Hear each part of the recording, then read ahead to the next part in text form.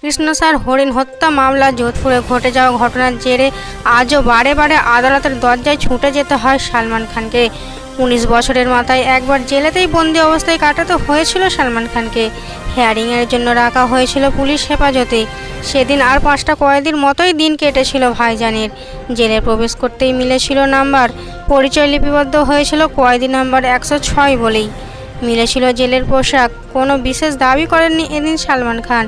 দেয়া হয়েছিল একটাই মগ, তাতেই জলপান থেকে বাথরুম। জানতে চাওয়া হয়েছিল তার কিছু লাগবে কি না, তিনি সাফ না জানিয়ে দিয়েছিলেন। সেদিন কড়া নিরাপত্তার ব্যবস্থা করা হয়েছিল সালমান খানের জন্য। ঝড়ের বেগে ভাইরাল হয়ে গিয়েছিল খবর। ওয়ার্ড নম্বর 2-এ ছিলেন তিনি। 5 বছরের কারাদণ্ড শোনানো হয়েছিল সালমান খানকে। কেবলমাত্র আনন্দের জেরেই দুটি কৃষ্ণসার হরিণকে হত্যা করেছিলেন তারা। 5 বছরের জেলের পাশাপাশি 10,000 টাকা জরিমানাও স্থির করা হয়েছিল।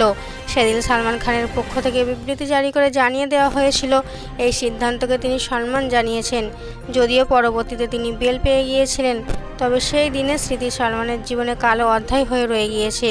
যদিও এখনও মেলেনি নিষ্কৃতি, চলছে এই কেস নিয়ে এখনও চলছে এরা বিচার। বর্তমানে এই কেসের পাশাপাশি বলিউডে একের পর এক ছবির কাজ নিয়ে ব্যস্ত তিনি, তবে সর্বদাই তাকে প্রস্তুত থাকতে হয় হাজিরার জন্য। সম্প্রতি এই কেস নিয়ে আবারও জলঘোলা হয়েছে। কৃষ্ণচার হরিণ হত্যাকাণ্ড থেকে নেই মুক্তি। হাম সাথ সাথ হ্যায় ছবির শুটিং চলাকালীন এই কাণ্ডে জড়িয়ে গিয়েছিলেন সালমান খান সহ শোয়েব আলী খান, সোনালী বিন্দে প্রমুখেরাও।